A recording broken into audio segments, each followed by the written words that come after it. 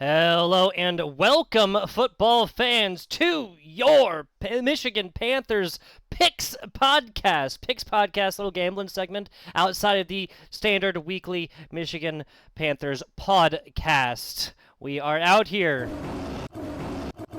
Gotta get a couple of those for the people. I know what you're thinking. I can read minds, folks. Who is that mustachioed man screaming in my ear about spring football? Well, I'm FBI Tugboat. You ever made out with a tugboat?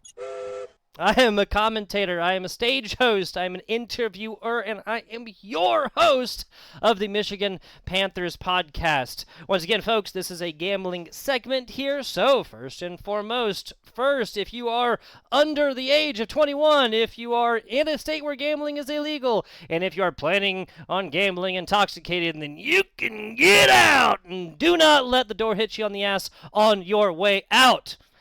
With saying that, let's hop on in to our totals and whatnot. Because, of course. The numbers, Mason. What do they mean? What do they mean? Well, let's figure it out here for the week. Your totals, or your lines, bam! Right on in here. The other people in the UFM group are laughing at me because I recorded half this damn podcast with my freaking mic muted. Gotta hate it. One of the issues of working by yourself here, folks. So, if your name is Ace's brother, because I don't know his actual name, and you're watching this, just know that I wasted a whole bunch of my time with my damn mic muted. If I'd had a co-host, maybe these things would have been different. Maybe we could have been like KB and just recorded half an episode without actually pressing record. Ha ha ha ha ha. All right, let's get into it.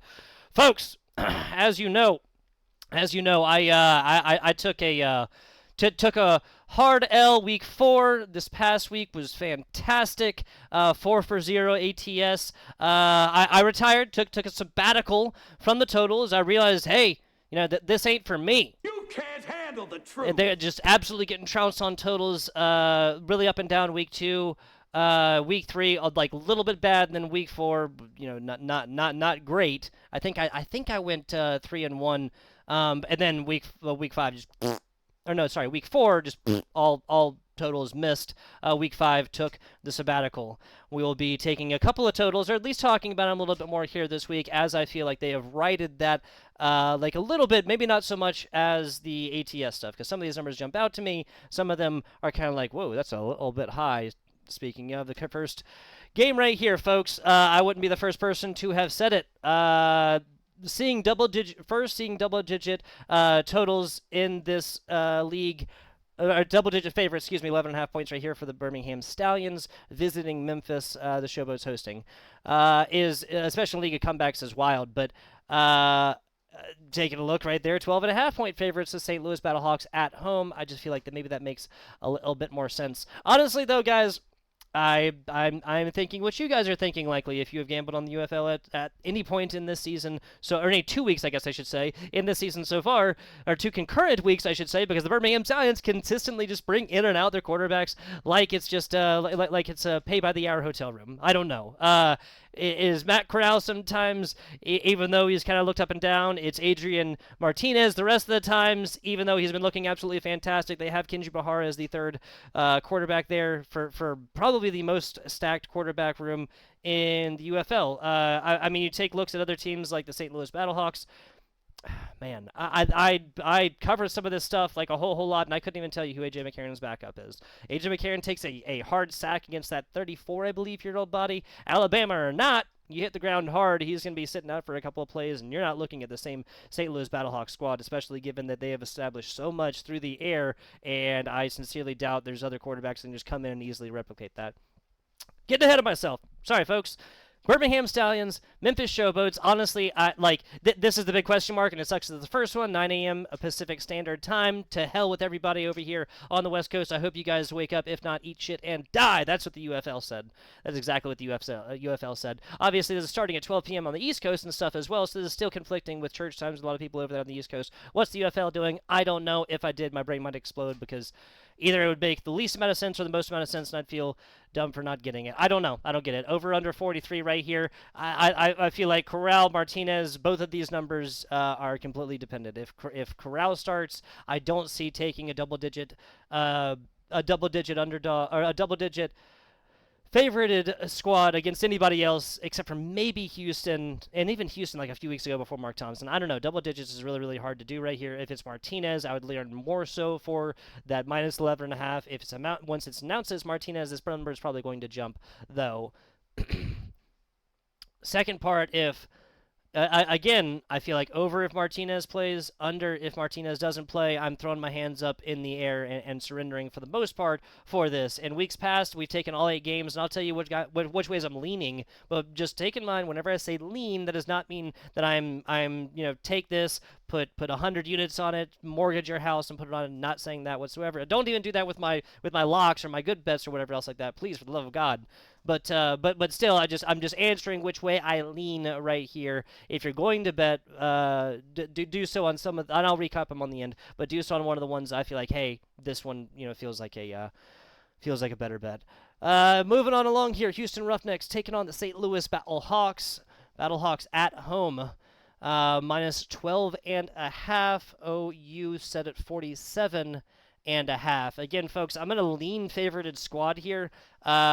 For any two teams not named Memphis or Houston, I would say this is like literally any of the other 4 teams: Arlington, Michigan, definitely Arlington, DC. All 4 of these teams they don't get double digit points getting given their way, right? I just don't really see that. This though, Houston Roughnecks, I gotta say 47.5 is really, really, really perfect. Given that Birmingham and Memphis is so up and down, and I don't want to just say like all overs and stuff like this. The thing is like, well, here, you know what? We have the horizontal thing right here. Let's look it up together, right? Let's go rushing defense here. Rushing defense, Battlehawks is 3rd right there. Tackled for losses, 27. They have given up 8 touchdowns against them though, and that really, that is really nothing compared to the next. To the next 2. San Antonio really hasn't faced like a crazy running squad yet, though. Also St. Louis can run the ball some, but also I just feel like they have heavily slated their front half of the schedule is way easier than the back half. That's what I'm trying to say here. You know what I'm saying? Also, nobody could have possibly known that Houston would have been this bad coming into the second half of this season and whatnot. This number I feel like is this number I feel like is a little bit of a mislier, and also giving up second most touchdowns here. Mark Thompson's going to get 2 this week, man. Like that's 12 points, 14 if they don't screw it up right there. And I think that's going to contribute to the over. But then you look at the Houston Roughnecks passing defense, actually, right here. This is what I was talking about earlier. I have some numbers written down right here. So I'm going to, again, lean. 12.5 points here for the St. Louis Battlehawks. It was close to getting off topic there, folks. Sorry. But under 47.5, definitely. This is, I feel like, definitely going to be St. Louis wins. The Roughnecks are not I don't feel like they're going to be getting this W. Sinnott has been doing much better with the throwing the rock and whatnot, but then you look right here, right? I don't feel like this is a no-fly zone. This is a no-fly zone this Saturday, 12 p.m. Pacific time in St. Louis, because you're looking at the number 1 and number 2 passing defenses in the entire league. The Houston Roughnecks have just, I mean, obviously you don't get any worse from how they started, right? They get Thompson back. They've gotten their first win under their belt. Yes, it was against the other winless team. Yes, one of those teams had to exit that competition with a W themselves. Still, I like Houston Roughnecks down there, 7th or 8th. I think pretty much everybody puts them there. They might be able to cover again. Not really looking at ATS right here. This is probably going to be the one total that I'll say I'll take or whatever else like that. The only under 47.5 is just a little bit too much, and I could also see this being like a 35-10 game. Like, yes, that's pushing it at 45 total points right here, but 28-14, like St. Louis is going to win this game. I don't know by how much, right here. And when you're talking about like about totals and whatnot, I could definitely see them shutting down the passing offense and whatnot. St. Louis passing down Houston, or shutting down Houston's passing offense, but not going to happen across the ground. But you also just don't feel like you're going to get, what is that, 48 points? That's like the equivalent of 7 touchdowns, right? Like on the ground, and especially with the way that they're putting up, you know, conversions not as frequently than in the NFL and whatnot. Given that the kick is pretty much guaranteed. Whatever. Moving on in here to Sunday. Arlington Renegades going. We are hosting them. The Michigan Panthers, hosting them in Ford Field. -4. OU set at 42.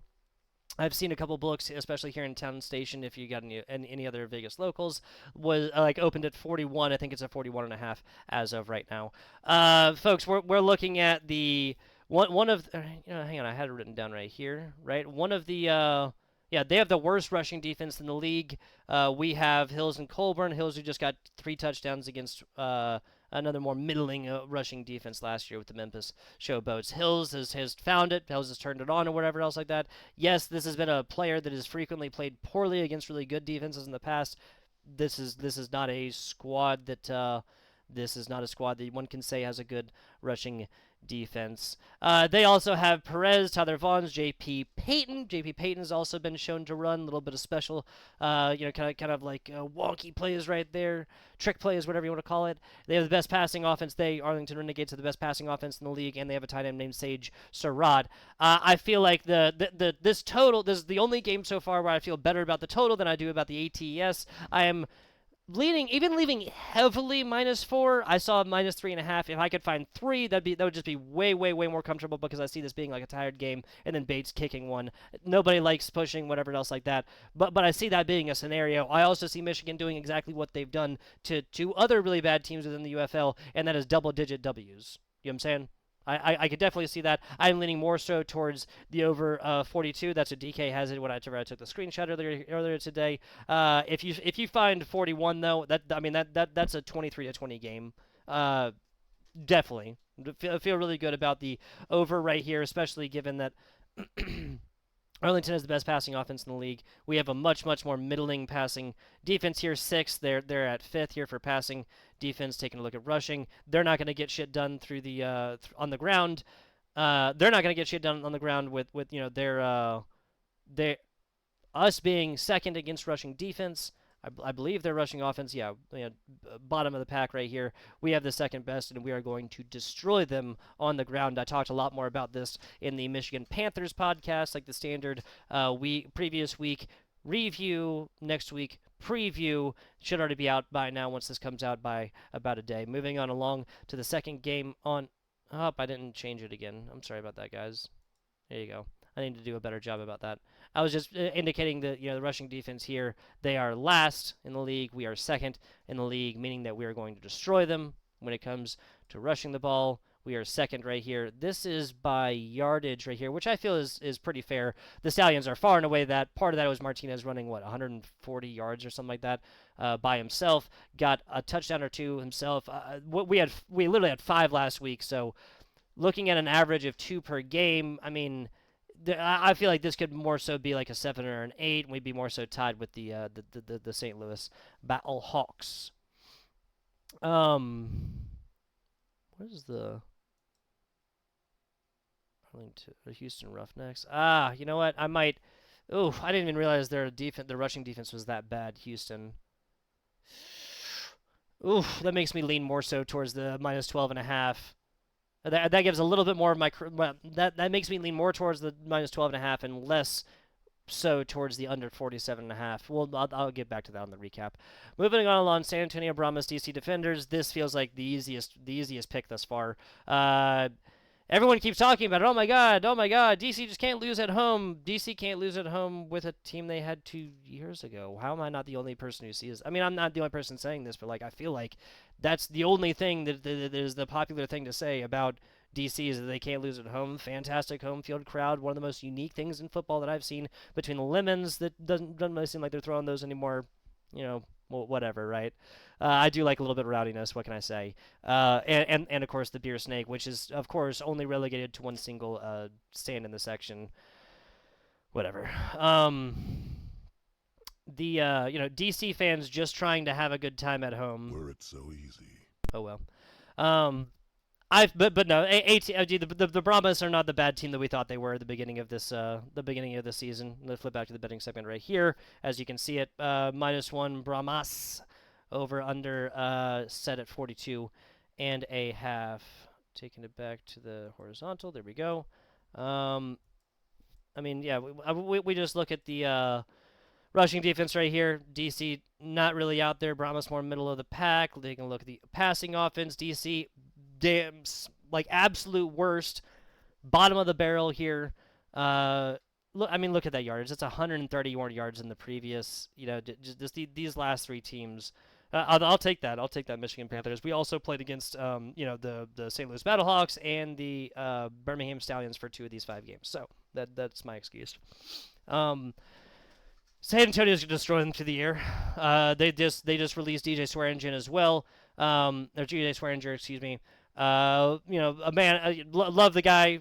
He was a Gamecock, University of South Carolina Gamecock. He was playing there when I played there. Absolutely love him. Wanted to get some younger folks on in there. This is going to be the first game. I don't see them playing better consistently, like in an individual position, than DJ Swearinger in their first game, especially not, or not especially not at home or not. Wade Phillips has figured this out for the San Antonio Brahmas. Chase Garbers or not. Quentin Dormady now, of course. They have been getting this one done. They're third by 13 yards right here, and they have the second most passing touchdowns. Luis Perez has just been slinging this rock like crazy here for, this is, of course, based by passing yardage. This feels like the easiest lay so far. San Antonio, I've already seen this line move. I've seen -2 on Caesars, I think, guys. I would take San Antonio Brahmas before that goes away for your nighttime game on Sunday. As far as the over-under, that is definitely like a little bit more tough. DC, middle of the road rushing offense. San Antonio, 4th rushing defense. Might be getting something done on the ground there. Obviously, no Abram Smith there for the DC defenders. Again, backing away from the totals more so on this. If I had to, shit, that's a great number, 42.5. That's a fucking great number. You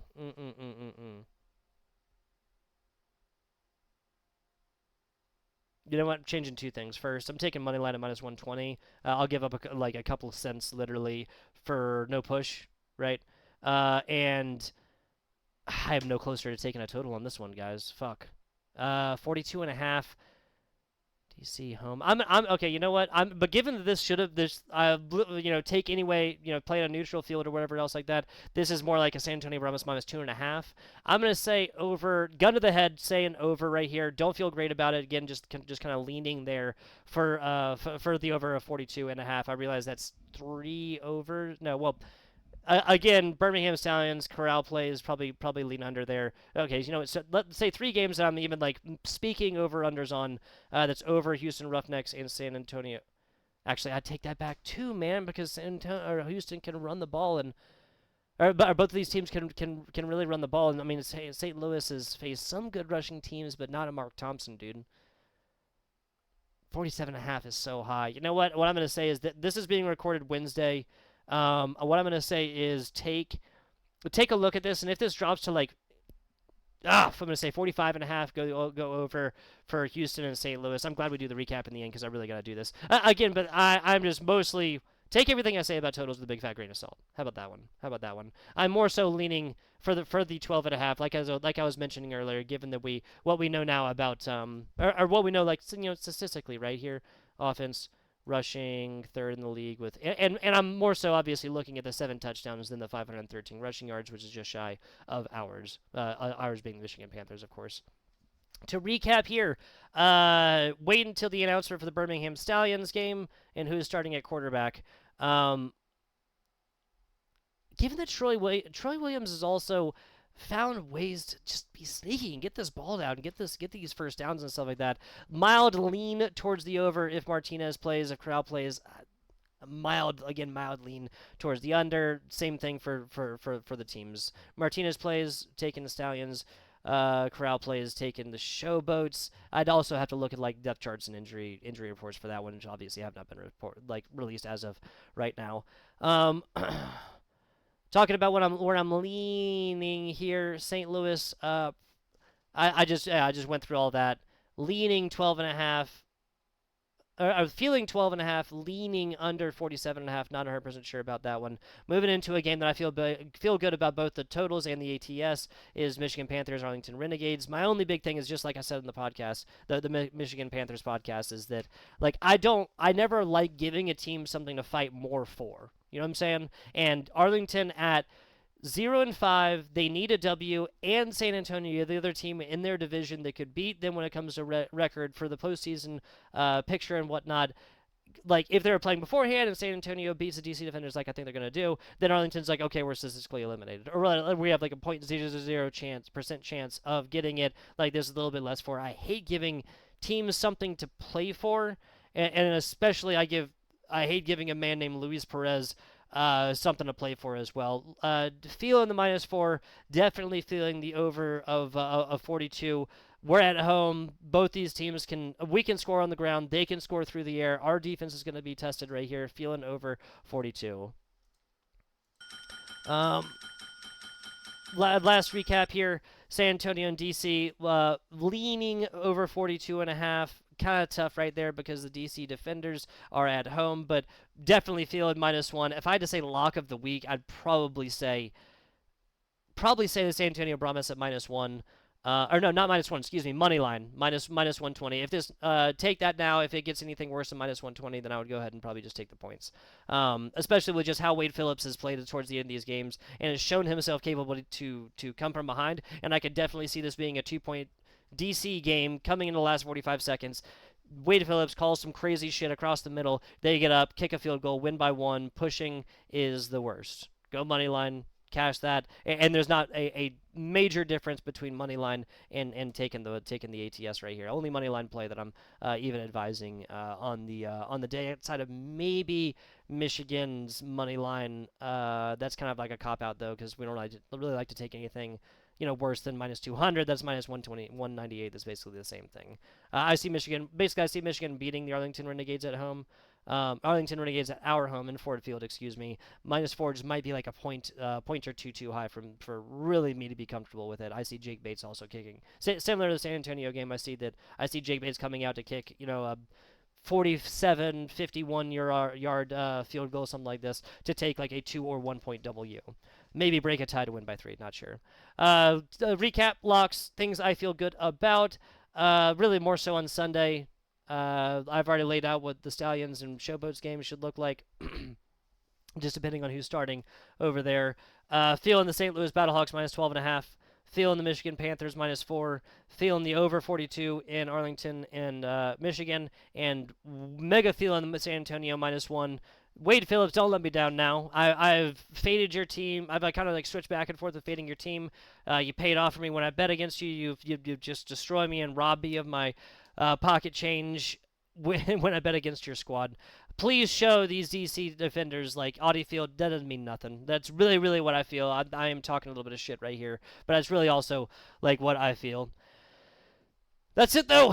This has been your Michigan Panthers Picks Podcast. I've been your host, FBI_Tugboat. Please follow, like, subscribe, all that awesome shit. UFL, the UFM, or I am at FBI_Tugboat on literally everything here on YouTube, Discord, Twitch, Twitter, all of those awesome things, even a little bit of Instagram action. Follow the folks over there at the UFM, the United Football Media Group. They took me in. I was cold and I was alone, sick, cold child, abandoned on the street. Just wanted to make a little bit of content here for the UFL, for the Michigan Panthers specifically, and they took me in.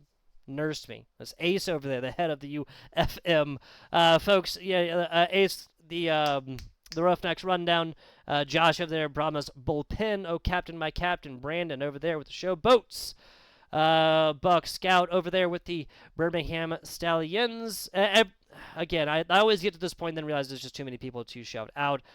Fantastic folks, fantastic content. If you're a fan of spring football, go over there. They're talking about the AAF stuff in the Discord as of right now. Appreciate you guys for watching. Catch you next one. Best of luck if you are tailing me, and if you're fading me, well, that's okay. That's okay, because what do I know? I'm just an esports commentator. Appreciate you guys for watching. Home down.